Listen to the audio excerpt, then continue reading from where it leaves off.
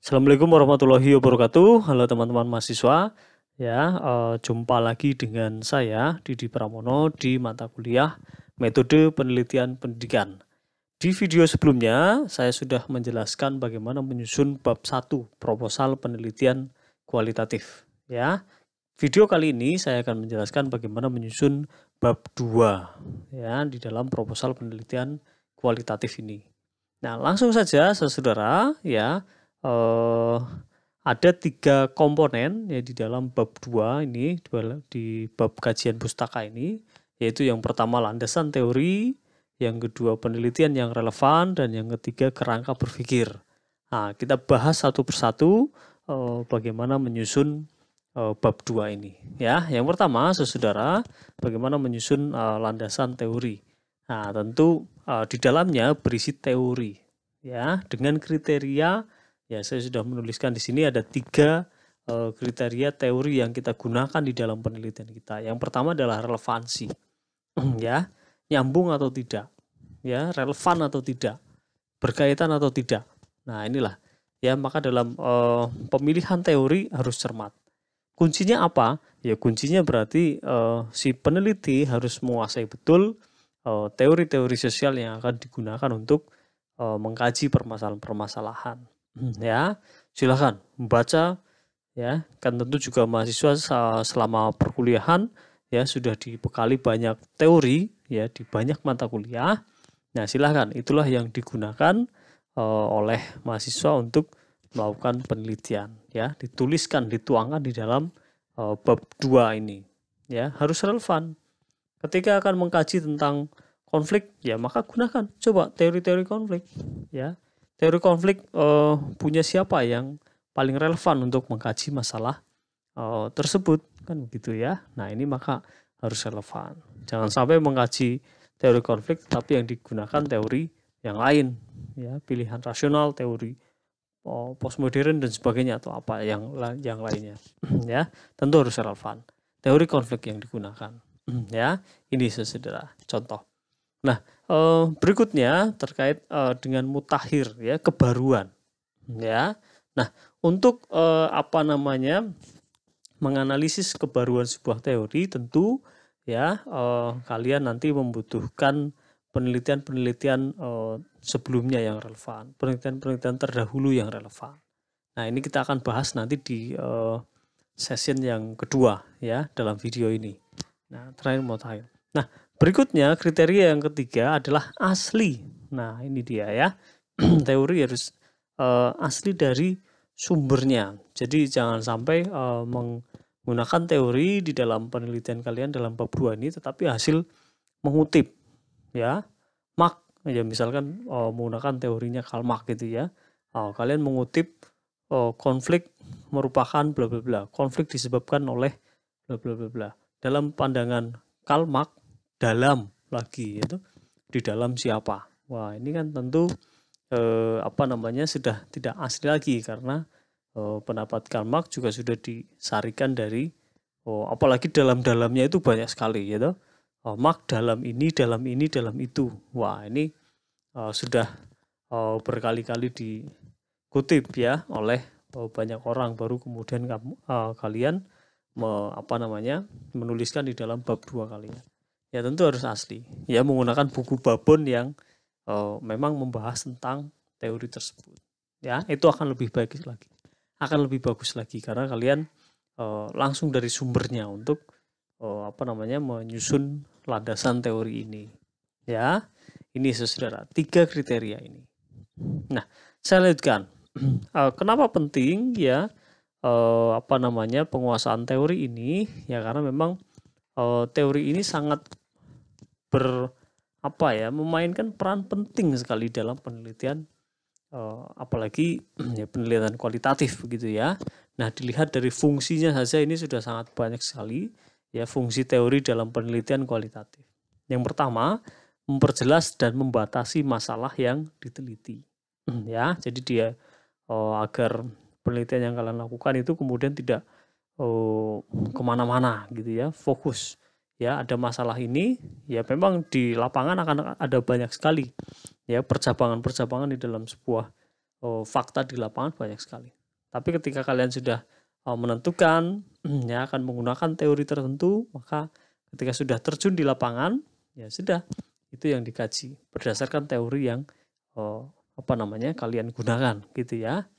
Nah, berikutnya yang kedua, fungsinya membantu peneliti untuk memilih metode yang sesuai dengan permasalahan. Ya, ini saudara. Ya, yang ketiga, saudara, membantu peneliti untuk menjawab rumusan masalah.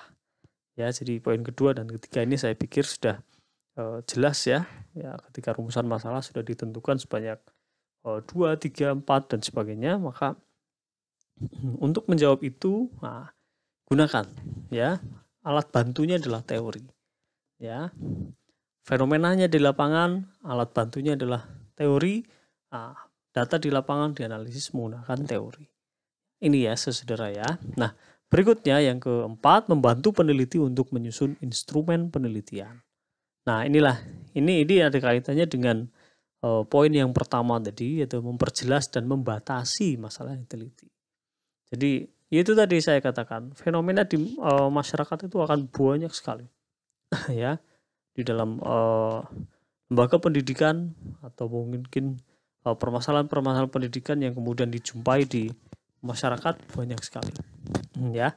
Tetapi kemudian kan harus ada batasan ya agar penelitian yang kalian lakukan itu kemudian tidak terlalu luas cakupannya. Nah, maka inilah fungsi teori ya untuk menyusun membantu memandu peneliti menyusun instrumen penelitian agar ketika terjun ke lapangan ya maka itu yang dikaji, itu yang kemudian dicarikan jawabannya, dicarikan datanya. Ya. Ini. Nah, itu ya saudara ya. Nah, setelah memperoleh data lapangan ya maka fungsi kelima dari teori inilah membantu peneliti untuk menganalisis data penelitian. Ya. Data di lapangan begini ya, teori berbicara ini ya, kaitkan ya. Apakah teori-teori yang berkembang saat ini ya sesuai atau tidak ya dengan data di lapangan. Gunakan untuk menganalisis. Jangan-jangan ada kebaruan fakta di lapangan yang bisa menguatkan teori, membantah teori ya, menggugurkan teori tersebut dan sebagainya. Ya, ini fungsi teori yang berikutnya. Ya, membantu peneliti menganalisis data penelitian. Nah, kemudian ya fungsi selanjutnya adalah membantu peneliti untuk mendeskripsikan data hasil penelitian. Ya, tentu setelah dianalisis ya hasilnya itu kemudian disajikan, dideskripsikan. Ya, dideskripsikan. Nah, ini saudara. Ya, di sisi lain ya teori ini juga sebagai bekal ya untuk memahami konteks sosial secara lebih luas dan juga mendalam ya. Tentu peneliti yang berangkat ke lapangan ya dengan bekal penguasaan teori yang banyak ya, ini tentu akan lebih mempermudah lagi ya peneliti untuk mengeksplor banyak hal ya tentang fenomena-fenomena pendidikan yang ada di masyarakat, yang ada di dalam kelas, yang ada di sekolah dan sebagainya. Ini ya saudara ya. Nah, berikutnya ya fungsi teori berikutnya adalah membantu peneliti untuk membuat simpulan dan saran. Ya, ini saya pikir sudah jelas. Ya, ini saudara. Karena dengan berbekal teori itu tadi ya peneliti itu punya satu kerangka berpikir. Ya, kerangka berpikir itulah yang kemudian membantunya untuk menyimpulkan dan memberikan rekomendasi atau saran. Ini tentang teori. Ya. Nah, beberapa tambahan dari saya ya tentu ya tentang pentingnya teori ini, maka sejatinya peneliti harus sangat menguasai teori yang akan digunakan. Ya, ini saudara. Jadi dalami teori itu lagi. Kalau tidak cukup dengan membaca, maka diskusikan dengan orang lain ya, dengan teman-temannya, dengan dosen dan sebagainya. Merdalam ya, terus ditanyakan. Ya, ketika teorinya kuat, maka data yang akan didapat juga nanti akan kaya gitu ya, hasil analisisnya juga akan mendalam. Nah, ini saudara ya. Nah, tentang pertanyaan berapa banyak teori yang harus digunakan dan sebagainya. Ya, ini maka jawabannya juga tergantung kan begitu ya. Jumlah teori yang digunakan bisa disesuaikan dengan fokus penelitian. Nah, ini saudara. Ya, ada beberapa fokus penelitian yang bisa dikaji menggunakan satu teori. Ada beberapa fokus penelitian yang bisa dikaji dengan satu teori saja. Jadi ketika dalam penelitian ada 3 fokus penelitian misalkan, tetapi ini ranahnya agak berbeda, maka ya bisa menggunakan 3 teori untuk mengkaji 3 fokus penelitian tersebut. Ya, tetapi juga ya bisa terjadi juga 3 fokus penelitian itu bisa dianalisis menggunakan satu teori. Itu juga bisa. Gitu ya. Ini yang juga harus diperhatikan. Nah, poin ketiga yang juga harus diperhatikan ya saudara, di dalam penelitian kualitatif ya landasan teori itu bersifat sementara. Ya, jadi teori ini bisa berkembang dan juga bisa berubah setelah peneliti berada di lapangan. Ya, setelah peneliti berhadapan langsung dengan fakta di dunia pendidikan, di sekolah, di dalam kelas dan sebagainya, gitu ya. Setelah ada data begini dan sebagainya, oh ternyata ini lebih relevan dikaji menggunakan teori yang lain misalkan. Nah ini maka di dalam penelitian kualitatif teori itu bisa dikatakan bersifat sementara. Ya, ini saudara. Ini tentang landasan teori. Ya. Nah, berikutnya saya lanjutkan ke penelitian yang relevan. Ya, beberapa ketentuan yang harus diperhatikan oleh mahasiswa adalah yang pertama, ya tentu ya penelitian itu harus relevan, harus nyambung. Ya, jadi fokus penelitian kamu tentang kenakalan anak SMA dan juga ya konflik-konflik di dalam konflik remaja, kekerasan, penyimpangan remaja, penyimpangan sosial remaja dan sebagainya di sekolah.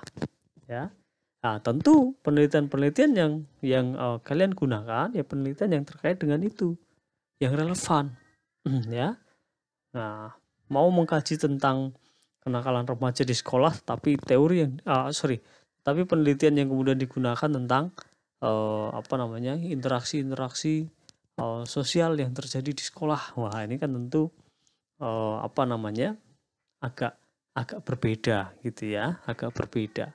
Nah, ini maka sangat penting sekali penelitian itu relevan, harus relevan.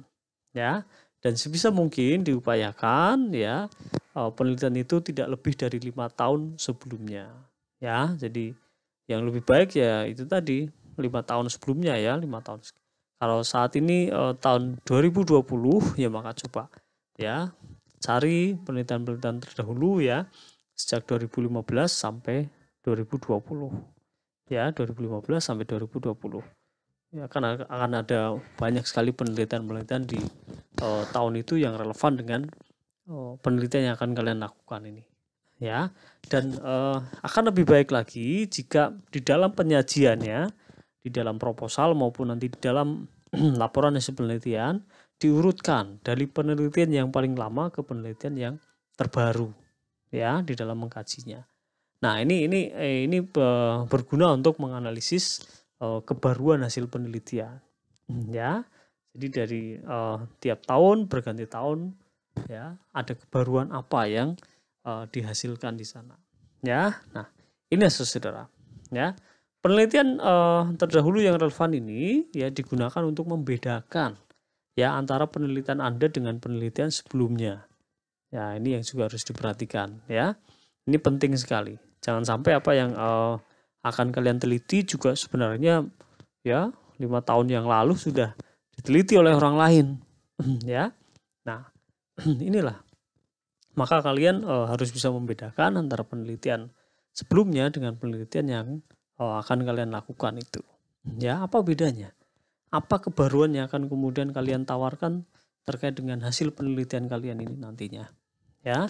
Ini harus bisa diyakinkan ini. Ya, pembaca ataupun mungkin nanti dosen pembimbing ya harus bisa kalian yakinkan dengan argumen ini. Ya, sehingga dari penelitian-penelitian relevan yang terdahulu itu ya bisa kalian gunakan untuk menentukan posisi penelitian Anda. Ya, posisinya di mana? Ya, posisi penelitian kalian. Ya, ini saudara. Ya, nah maka statement-statement ini harus muncul ya di dalam bab 2 proposal kalian itu. Sampaikan ya setelah kalian menyajikan apa itu tadi penelitian-penelitian yang terdahulu, ada penelitian dari si A, si B, si C ya toh, dari tahun yang sebelumnya ya, terus berurutan mendekati tahun 2020 disajikan. Ya. Nah, maka setelah menyajikan itu, kalian perlu mengatakan di sana ya, perlu mengatakan apa perbedaan penelitian kamu dengan penelitian sebelumnya ya. Deskripsikan juga di sana gitu di dalam rancangan proposal bab 2 kalian itu ya. Posisi penelitian kalian di mana? Nah, ini menjadi sangat penting ya di dalam menyusun bab 2 ya. Ini saudara. Nah, ada banyak sumber ya penelitian yang bisa kalian akses ya, itu bisa berasal dari skripsi, tesis atau disertasi. Ya, silakan bisa diakses ya di mana-mana ya, karena beberapa kampus juga sudah menyediakan repositori skripsi, tesis dan disertasi mahasiswanya ya, dikaji ya, atau kalian juga bisa berkunjung ke banyak perpustakaan ya untuk mengkaji skripsi, tesis atau disertasi dari mahasiswa lain ya, bahkan dari perguruan tinggi lain dan sebagainya. Ya, ini silakan ya, bisa dilakukan. Ya, atau juga bisa berasal dari artikel jurnal nasional. Ya, silakan, sudah banyak tersedia portal-portal jurnal ini ya di internet ya. Kalian bisa mengaksesnya ya, dicek di sana. Bahkan bisa disortir berdasarkan tahun ya. Nah, silakan dikaji ya. Yang paling mudah ya, yang juga sudah difasilitasi oleh pemerintah, dan ini juga sudah terhubung dengan banyak apa ya istilahnya ya, link jurnal dari setiap perguruan tinggi yang ada di Indonesia. Nah, silahkan kalian bisa akses garuda.ristekdikti.go.id ya. Ini portal akses artikel jurnal nasional ya, yang berasal dari beragam kampus yang ada di Indonesia ya. Nah, ini menarik ya. Ini nanti akan mengaksesnya juga mudah ya. Nah, ini nanti mempermudah kalian di dalam mencari banyak artikel yang relevan dengan penelitian kalian ya. Nah, atau yang ketiga saudara, artikel jurnal internasional. Nah, inilah yang membutuhkan skill yang cukup gitu ya untuk bisa mengkaji tentang artikel jurnal internasional ini ya. Nah, perguruan tinggi ya pastinya sudah berlangganan ya artikel jurnal-jurnal, portal-portal jurnal internasional yang berasal dari banyak perguruan tinggi di luar negeri itu. Nah, silakan bisa dimanfaatkan ya. Kalau di UNES ya, maka tentu kalian bisa akses journal.unes.ac.id ya. Nanti di sana sudah disajikan ya, ada banyak website ya untuk mengakses artikel jurnal internasional yang berasal dari manapun itu ya. Silahkan dimanfaatkan ya, silahkan dimanfaatkan. Atau mungkin juga kalian bisa mencari link dari berbagai macam informasi ya yang menyediakan akses jurnal internasional ya. Nah, ini saudara, ini yang bisa kalian lakukan ya, karena biasanya ya ada ketentuan-ketentuan jumlah ya yang dipersyaratkan oleh dosen pembimbing ya terkait dengan sumber-sumber pustaka ini ya. Silahkan kalian susun proposal penelitian ya, minimal 30 jurnal nasional, artikel jurnal nasional ya, dan juga minimal 15 ya artikel jurnal internasional.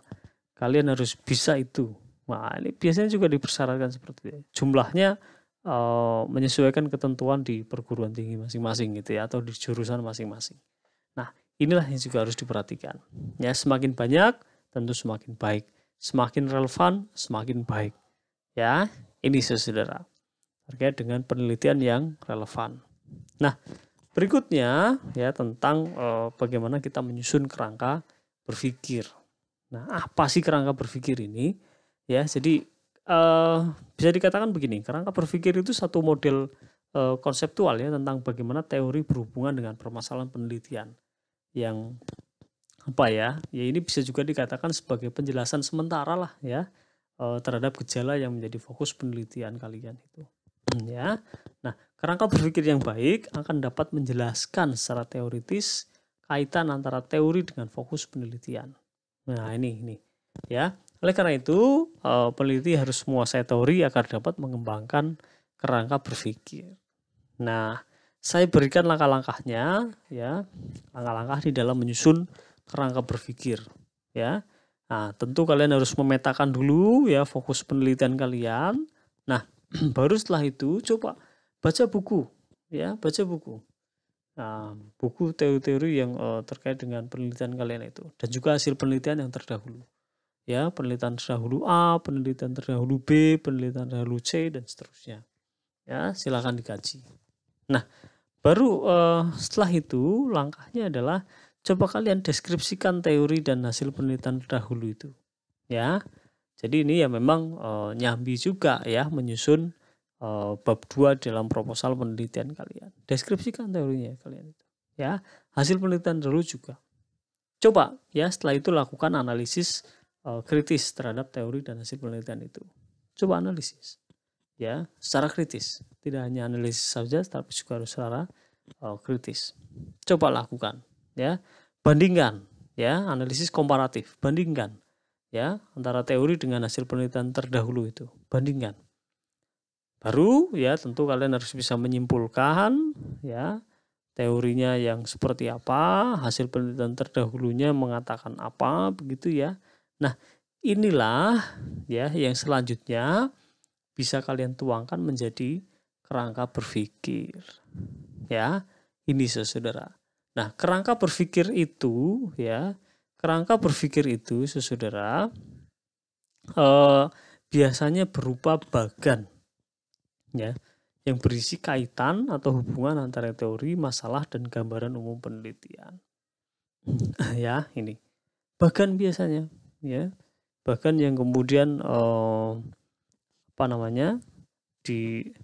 saling dikaitkan gitu ya menggunakan anak panah gitu antara teori lalu kemudian masalah yang kemudian akan kalian teliti, kaitkan ya bagaimana fenomena juga di lapangan ya dengan anak-anak panah itu. Nah, sehingga dari situ akan bisa dibaca ya gambaran umum penelitian kalian itu seperti apa. Nah, inilah kerangka berpikir. Ya, itu saudara. Nah, ini juga yang harus dituangkan di dalam proposal penelitian pendidikan ya dengan pendekatan kualitatif. Ya, silahkan tuangkan di sana. Di dalam bab 2. Ya. Ini. Maka kalau sudah dirancang ya 3 poin itu ya sudah jadi itu bab 2 rancangan proposal penelitian pendidikan dengan pendekatan kualitatif. Gitu ya saudara ya. Terima kasih ya sudah menonton video saya ini ya. Kita lanjut pada video-video selanjutnya tentang metode penelitian pendidikan berikutnya. Terima kasih, sekian dari saya. Wassalamualaikum warahmatullahi wabarakatuh.